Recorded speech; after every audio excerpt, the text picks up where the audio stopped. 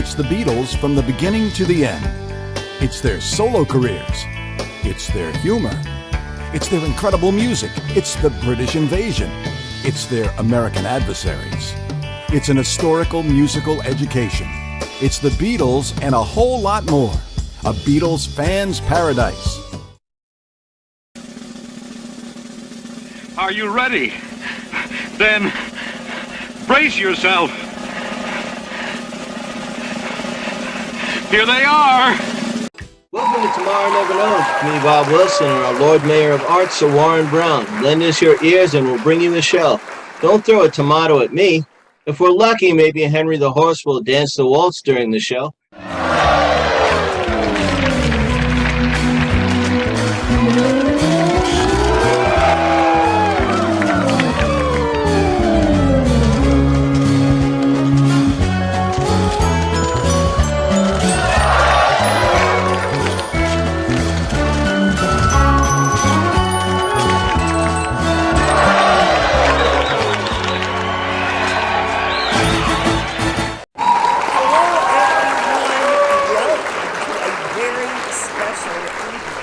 My name is Jude Southerland Kessler. I'm the author of the John Lennon series, and I am so excited to be here for a historic event. We are going to experience the end of the hiatus of one of our very favorite podcasts. So for the next half hour or so, I want you to turn off your mind. Well, don't turn off your mind, but turn off your worried mind, relax, and float downstream, because this is the reunion show of Tomorrow Never Knows. And isn't that it's true, Tomorrow Never Knows. We have two of the most popular podcasters in America, well, worldwide, who had such a wonderful show. And because of life is what happens while you're busy making other plans, they had to put the show on hiatus for almost 2 years. And they are back. Let me introduce you to them. First, a gentleman from my old stomping grounds in Baltimore, Maryland. I went to University of Maryland and taught up there for several years. I love it. He lives up there with his lovely wife. He's a professional digital creator. I call him a graphics artist genius. He is. He runs the extremely popular Facebook page, The Beatles Kingdom. And for years, he was the co-host of Tomorrow Never Knows.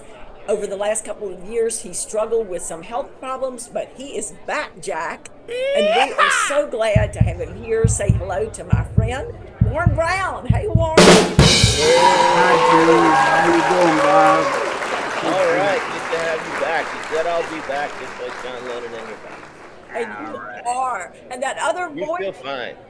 that voice that you're hearing from balmy, sunny California is an author and a writer for Beatles Magazine and Live for Live Music. And on Facebook, he runs the very popular page, Abbott and Costello Forever. It has 8,000 members. My gosh. He just wrote this book. Let me see if I can get it a little bit closer so that you can see it. From Strawberry Fields to Abbey Road, the Billy Shears story about the Paul is Dead controversy. And you can get that on Amazon or wherever fine books are sold. Welcome the other co-host of Tomorrow Never Knows, Bob Wilson. Yes, Jude Kessler, she's the brains behind it all, and she pulled it together.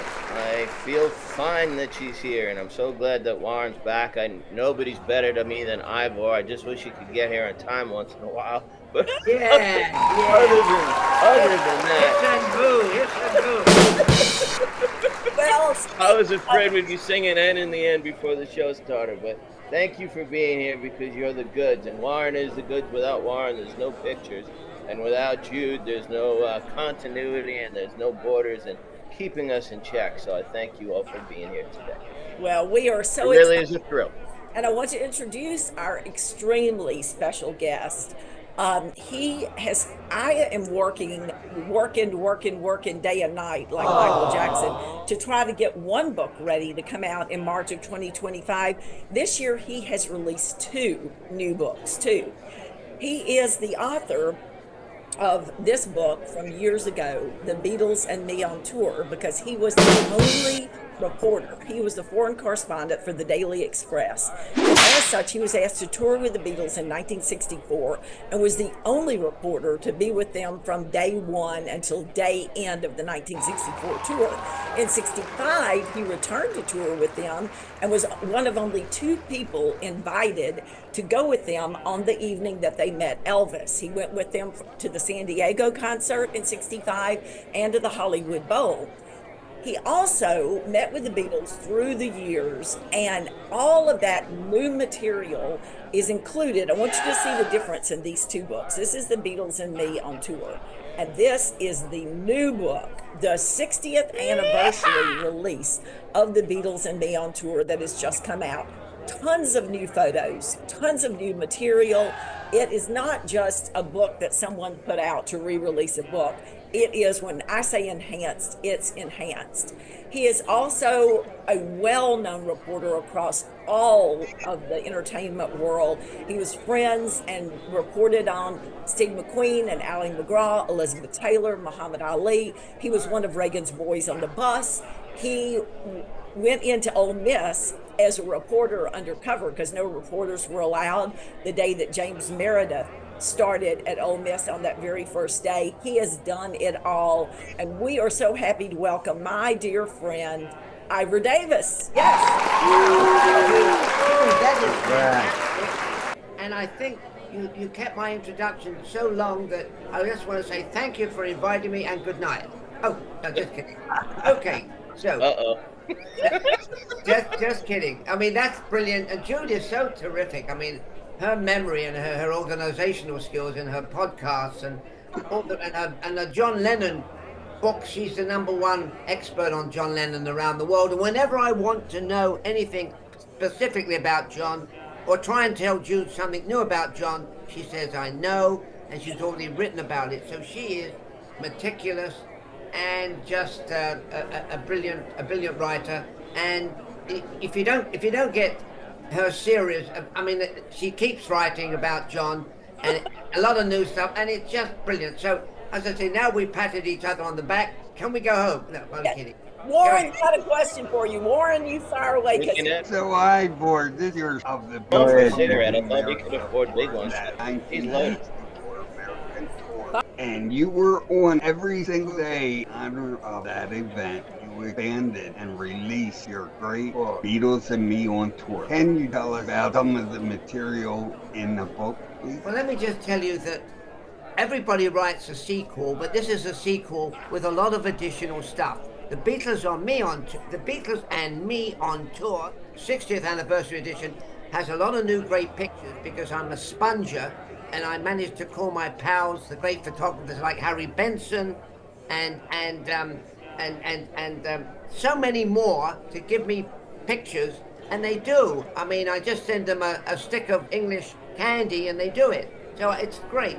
So it's got a lot of new pictures, and Henry Diltz, another great photographer who is so pals still today with Paul and Ringo. He gave me pictures. So I have a lot of new pictures, I've got a lot of new information, and I've got 50 questions that people ask me about the Beatles answered, which enables me to go into all sorts of things I couldn't write about before, like how much is Paul McCartney worth, 1.2 to 1.3 billion, how much is Ringo worth, Ringo has to, on the poverty line, he's only worth about 400 million, and things like that. And that's what the great thing about doing the new Beatle book. And the thing that I've told you this before, Jude, and all of you, since I jumped on the Beatle bandwagon as a writer, I've become part of a new family, a universal Beatle family, and it's incredible. You guys are part of my new family, and it's great. And we are all linked by the Beatles.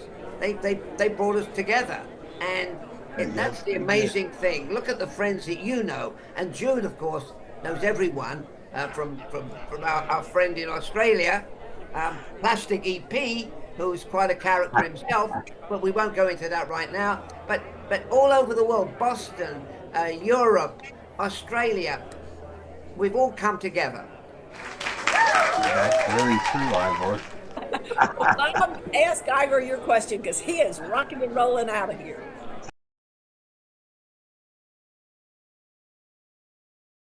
Bob, over to you. Over to Bob. Ivor, there's a rumor that you've met this Elvis Presley character with his shake, rattle, and roll. Can you imagine the electricity that could be in a room if you took 4 Beatles and you put them together with Mr. Hip, shaking, rock and roll, making Elvis Presley? So you actually got to be there, and you're kind enough to relate all these wonderful places you've been. Tell us about Elvis and the Beatles. What was it like in that car there? Yeah, let and me did keep they it smoke down. any of these funny cigarettes? Right, so do me a favor, Jude, put the clock on, 60 seconds, cut me off, okay? Right, go. Here we go, boom. Okay, so the Beatles finally got to meet Elvis in 1965. In 1964, they were all too busy. And finally, we got the call from good old Mal Evans, the road manager, come along and see Elvis. And so we raced along to see Elvis, and it was crazy because the Beatles lost their way for the first 10 minutes, but we finally got it. John marches in the house, knocks at the door, says, you know, where's the landlord or some funny thing. But John, as you know, and as Jude knows better than anyone, I'm going very fast, Jude knows better than anyone that John was a cynical so-and-so. But he had a great sense of humor, and there's a line you used, which I think, you know, I mean, the way John Lennon turned a phrase into a very funny phrase. And there was a line you used the other day, Jude, and I'm sorry I can't remember it, but I will by the end of the show. So we get into Elvis's place. Elvis is sitting around looking like Elvis, and he's also changing the giant screen of 16 inches television. In those days, 16 inches TV screen was humongous, and nobody says anything. And finally, Elvis, with a great sense of humor, jumps up and says, if you are not here to jam with me, I'm going to bed. That broke the ice. The Beatles jammed with him. Somebody asked me the other day, well, what actual musical instrument, was it a bass guitar, whatever it was, what did they each have? I said they had guitars. They had guitars. I can't tell you the actual brand and the make of it. I didn't write it down. Anyway, it's interesting that some people want to know what brand of guitars. Anyway, so I've still got another 10 seconds, Jude. Okay. You're good. Keep rolling. Okay, so Well, Elvis was 16 inches, so this is why the ladies went so crazy for him. I mean, his TV, of course.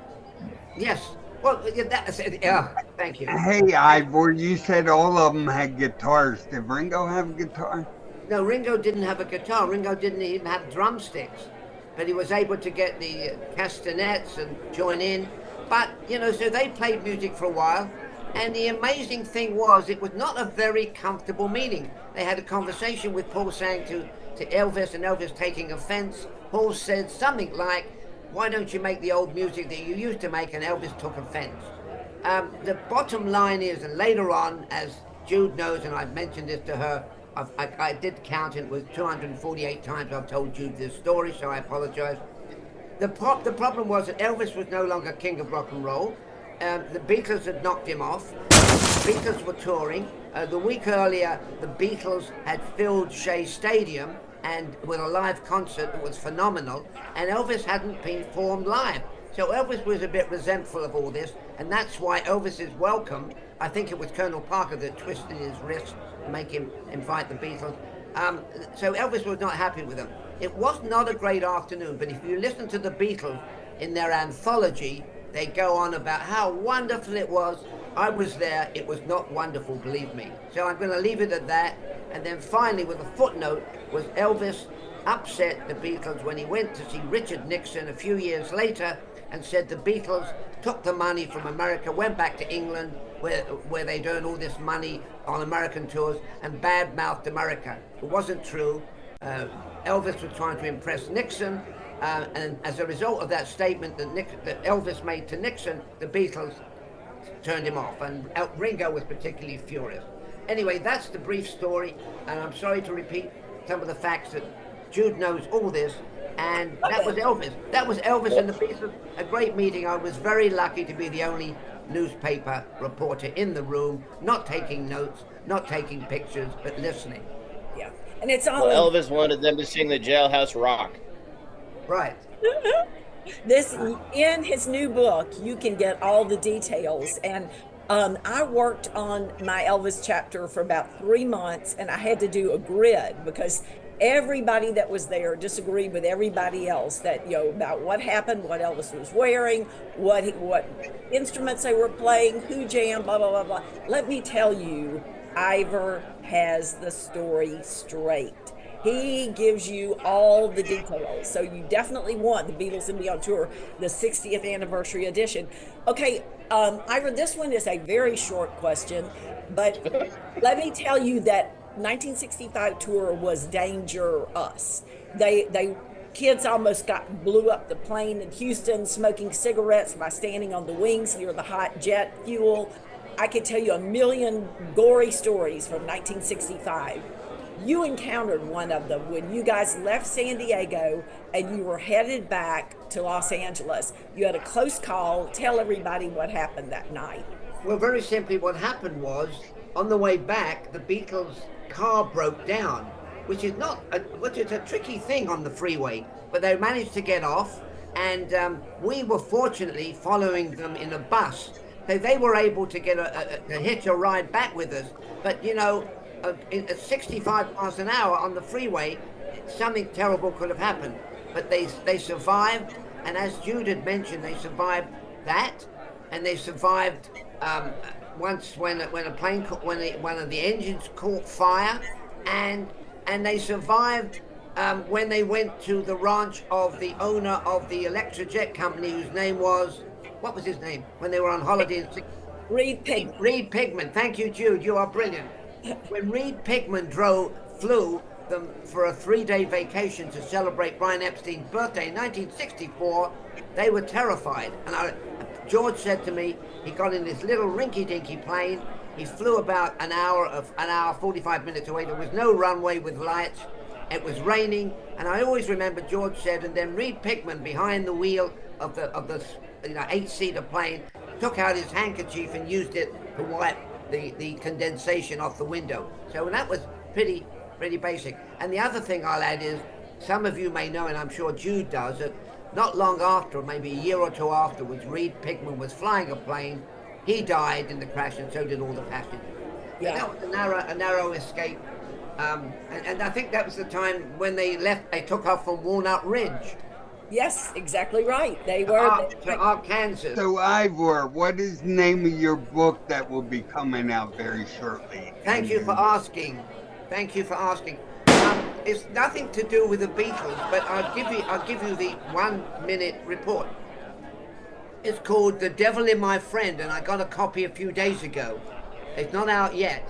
The Devil in My Friend is a very serious book, a personal odyssey, and it's basically this. I had a very good friend in Malibu. I thought he was terrific. He coached soccer with me and with his young son and my young son. And then it turned out that his young son and his new wife drowned. And I thought it was terrible. What a disaster. But when I examined it more closely, after going to the trial where he was convicted of their murder, I thought he was innocent. I investigated with my late wife, Sally, and we discovered he was guilty of the murder. And also he could have probably killed his first wife and got away with it. So it's a personal thriller. And the difference from all the other crime books is that I knew this guy personally. I believed in his innocence, and then I discovered that he was guilty. And he's still writing to me from jail saying, "Dear Ivor, please send me a copy of your new book because I want to make sure that it's unbiased and factually correct." And this is from a guy who's convicted of murder and sentenced to life without parole. So life is weird, isn't it? Yeah, I'm going to hold this up. Bob's going to ask the next question, but I'm going to hold this up because this has to do with Bob's question.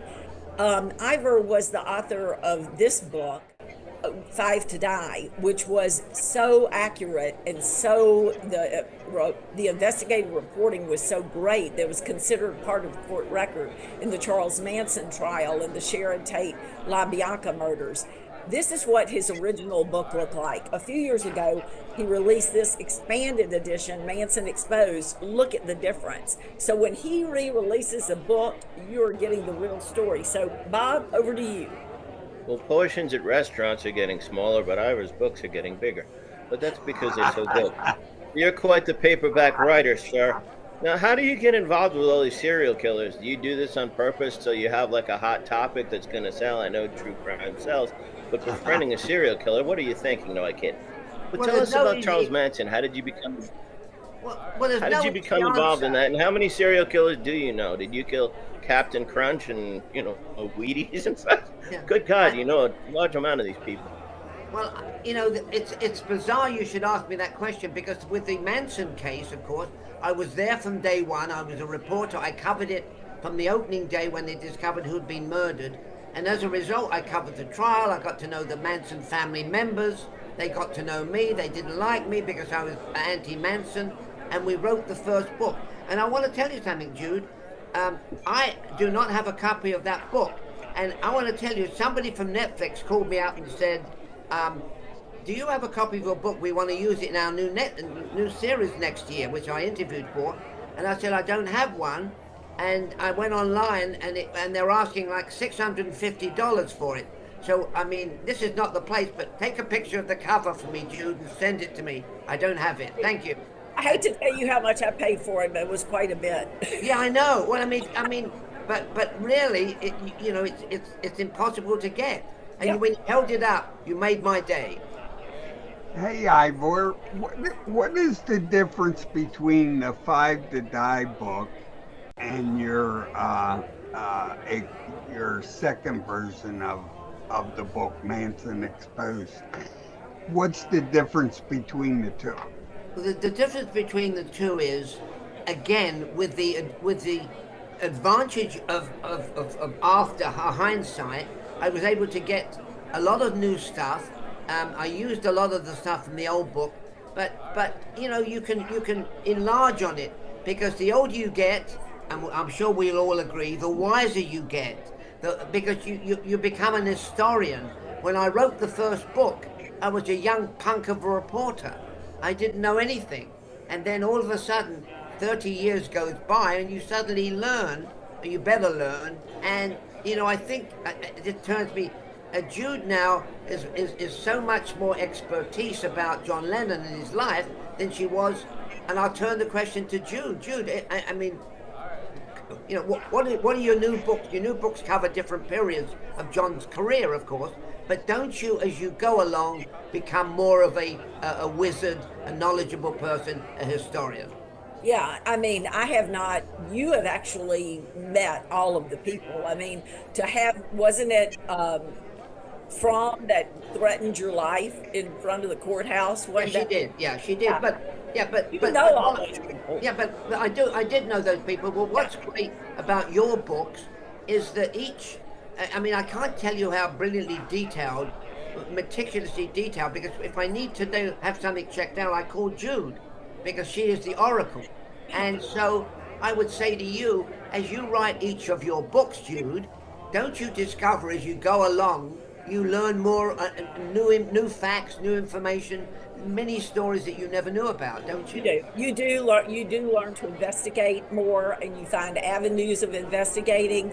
And for example, we did not. When I started writing, we did not have the internet. Well, that opens a whole world. You could watch every Beatles concert. You could watch every Beatles interview. Yes. And now we have another addition, which is AI, because the other night I spent about a half hour looking for which newspaper in London had the headline on the day of the investiture when the Beatles got their MBE. Which newspaper had the headline, The Beatles at Buckhouse? I knew a paper did, but I didn't know which one. I looked and I looked and I looked and I looked and I looked, and finally I decided to ask AI, and it said, scanning every London newspaper for the headline, and in 20 seconds it said the Daily Mail. That's amazing. Well, we could talk about AI at another time, but I want to tell you that it's remarkable. I mean, you can write a poetry about Jude and about Warren and about the program. You can ask them, you feed the facts in them and say, write a press release, write a poem about us all getting together, and within 20 seconds you can get something that needs a bit of an edit, but it's amazing. So we're in a new world. The whole AI world is turning everything upside down. It is. Well, where can people pre-order your book? Well, my murder book, which is called The Devil in My Friend, The Inside Story of a Malibu Murder, can be on Amazon Books, and you will get it, and I think you'll like it. The same applies to my Beatles and Me on Tour 60th Anniversary Edition. You can go on Amazon. It's the easiest way to get it, and then if people get it, they can send me a little note, and I'll send them a little autographed frontispiece, and they can stick it in the book, and then 30 years from now, they can sell it for 10 cents more than they paid today. I got one question to ask you, and then you're free to go if you would like. But as an author, when you write a book and you publish it, and then you come back and you reread it yourself, do you go through and say, I should have put this here, I should have put that there? And if at the time you didn't know about it, later on when you find out about it, does that make you want to rewrite the book or make another book or number 2 or whatever, just to put a story in there? Well, the answer to your question is usually you don't want to rewrite it because it's too much of a hassle. But the way you can get away with it is do what I did, which is in a revised edition, you can pursue an avenue that you might have touched upon, not repeating it, and then put new facts in. I mean, I can't tell you. I mean, for example, I knew that George Harrison felt he was a second-class citizen with the Beatles, and then I saw a line somewhere which later on that he said he was a second-class. He felt like a second-class citizen with the Beatles until he broke away from them, and then he became a man in his own right. So you can embellish if you want to, but you can't really go into the original book and fiddle around with it because it can be too expensive. I would throw that question at Jude. As she goes along, Jude, as you've been going along, you have found facts that maybe you should have inserted in an earlier book. How do you handle it? Yeah, it's very disconcerting because the crux of the whole John Lennon story is the fact that he thinks his mother has abandoned him, and that really never changes as he reaches out trying to prove he's good enough and smart enough and should have been loved. And that's why he's acerbic and bitter and yet always searching for happiness and never finding it.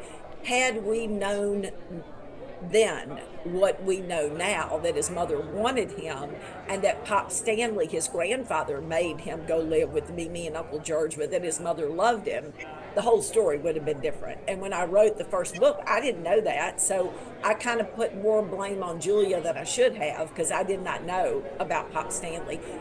You know, I wish I could go back and change it, but like you, I've got to keep moving forward or I'm never going to get the series finished. So yeah, you're absolutely right. I mean, and you still got a long way to go. And as I said, if you want to know about John Lennon, read Jude's John Lennon series, which is an ongoing thing. And actually, it's encapsulated how many years in your career of writing? Oh, this would be 38.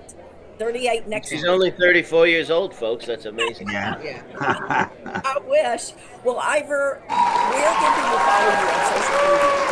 You can follow me on Instagram, Facebook, and I'm trying to get my brilliant social media director to get me on TikTok. By the time I do that, it will be called something else.